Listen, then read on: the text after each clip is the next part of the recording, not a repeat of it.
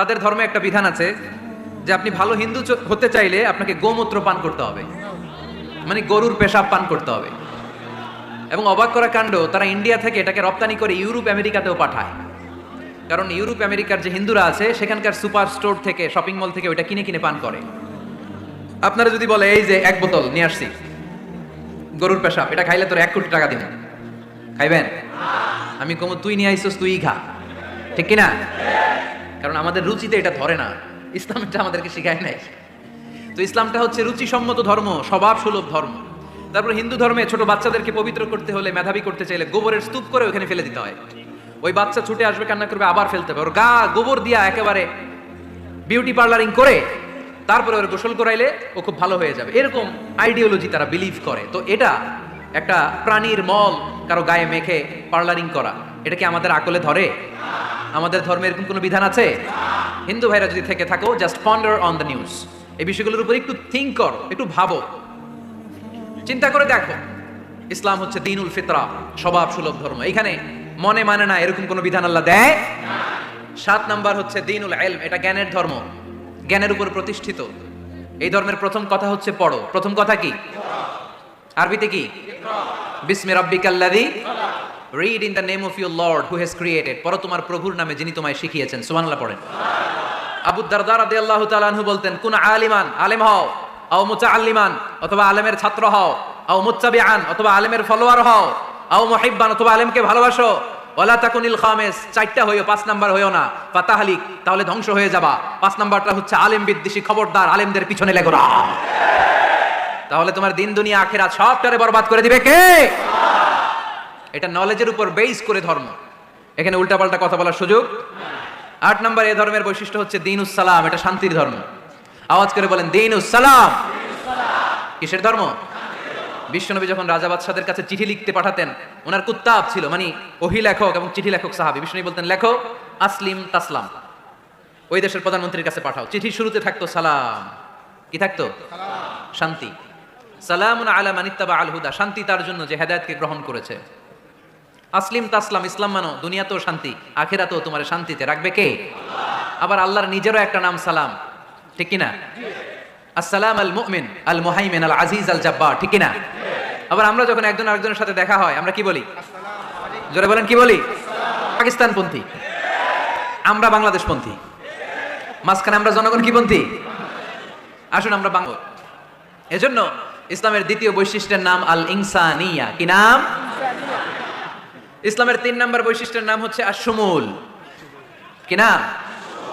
এবার সাউন্ড কমে আসছে, ঘুমে ধরছে, মশা কামড়ায়, বলেন আশ-শুমুল। আশ-শুমুল মানে হচ্ছে শামিল করা আর কি, অল এনকম্পাসিং সোশ্যাল সিস্টেম। ইসলাম সবকিছুকে শামিল করে। আপনি এমন কোনো প্রশ্ন করতে পারবেন না যে হুজুর এটা ইসলামে আছে যে আমাকে বলতে হবে না, আমি অবশ্যই বলবো ইয়েস। তাতে হয়, ওইটাও কোরআনে আছে না নাই? রান্নাঘরে কিভাবে মাছ উল্টাতে হয় ওইটা থেকে শুরু করে মহাকাশে কিভাবে বঙ্গবন্ধু স্যাটেলাইট পাঠাতে হয় এটাও আমার কোরআনে আছে না নাই? মা ফাররাতনা ফিল কিতাবি মিন শাই, আমি তো এই কিতাবের ভেতরে কোনো কিছু বাকি রেখে দেই নাই।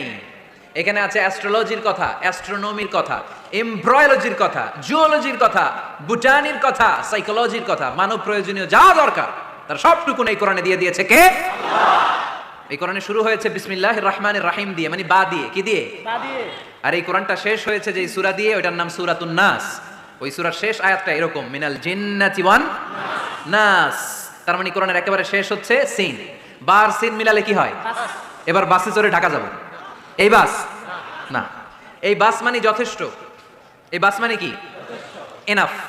দেখবেন খাওয়ার সময় অনেকে আমাদের পাতে তুলে দেয় অনেক কিছু, জামাইকে বার পারি না, বাস বাস বাস, শালাবাবুরা বাস আর দিস না, বলি না? তার মানে জামাইয়ের জন্য এটা বাস, প্লেটে যা আছে যথেষ্ট। আল্লাহ বুঝাতে চাইলেন এই 30 পাড়ায় যা দিয়েছি বাস যথেষ্ট, নতুন করে সমাধানের জন্য অন্য কোথাও চোখ বোলানো লাগবে না। চিল্লা এখন ঠিক কিনা? সমাধান দিয়েছে আল্লাহ এই কোরআনে, সমাধান আর শামিল, অল এনকম্পাসিং সোশ্যাল সিস্টেম সব দিয়েছে, কিছু বাকি রাখে নাই। সায়েন্স থেকে শুরু করে, সমাজ বিজ্ঞান থেকে শুরু করে, গার্হস্থ্য অর্থনীতি থেকে শুরু করে, সাহিত্য থেকে শুরু করে, হিস্ট্রি থেকে শুরু করে, প্রাগৈতিহাসিক বর্ণনা থেকে শুরু করে, আমাদের যার যা দরকার তা আল্লাহর কোরআনে আছে না নাই? এজন্য সমাধান খোঁজার জন্য আমরা চোখ রাখবো কোথায়? সমাধান চাও যদি জীবনে মরণে ফিরে যাও, খুঁজে নাও চোখ রাখো কোরআনে। ঠিক কিনা? চোখ রাখবেন কোথায়? নাকি এনটিভির পর্দায়, এটিএন বাংলার পর্দায়, জি বাংলার পর্দায়? সমাধান পেতে চাইলে চোখ রাখবো। সমাধান চাও যদি জীবনে মরণে ফিরে যাও, খুঁজে নাও চোখ রাখো কোরআনে। ঠিক কিনা? তাহলে শামিল সবকিছু আছে এ ধর্মে, ভাগাভাগি করা যাবে না। মসজিদ আল্লাহরে দিলাম, বাকিটা আমি নিয়ে নিলাম, করা যাবে? খণ্ডিত করে মানা যাবে না। কেউ আমরা সুফিপন্থী যারা, এরা আধ্যাত্মিকতাকে নিয়েছে, বাকি অনেক কিছুতে অবহেলা। আন্দোলনপন্থী যারা, এরা স্লোগান নিয়েছে, আধ্যাত্মিকতায় অবহেলা। অনেকে গবেষণা নিয়েছে, বাকি দিকগুলোতে অবহেলা। আমরা কোনোটার অবহেলা করতে চাই না। ইসলাম হচ্ছে অল এনকম্পাসিং সোশ্যাল সিস্টেম, মানলে পুরোটাই মানতে হবে। রাজি আছেন তো? ইসলামের 4 নাম্বার বৈশিষ্ট্যের নাম হচ্ছে আল উমুম। 4 নাম্বার বৈশিষ্ট্যের নাম কি? উমুম। আওয়াজ করে বলতে হবে, 4 নাম্বার বৈশিষ্ট্যের নাম আল উমুম। মানে হচ্ছে এটা ইউনিভার্সাল রিলিজিয়ন, এটা সবার ধর্ম। এটা কার ধর্ম? নাকি শুধু আমাদের? এটা হিন্দুদেরও ধর্ম, বৌদ্ধদেরও, খ্রিস্টানদেরও, আস্তিকদেরও, নাস্তিকদেরও। হিন্দুরা মানে না তো আমরা কি করব? ইসলাম কি শুধু আমার বাপদাদার সম্পত্তি? যে কেউ ইসলামে ঢুকতে চাইলে আমাদের দরজা তার জন্য খোলা আছে না নাই? হিন্দু যদি বলে কালিমা পড়বো, দরজা খোলা না? খ্রিস্টান যদি বলে মুসলমান হবো, দরজা খোলা না? নাস্তিক যদি বলে আস্তিক হতে চাই, তার জন্য সুযোগ আছে না নাই?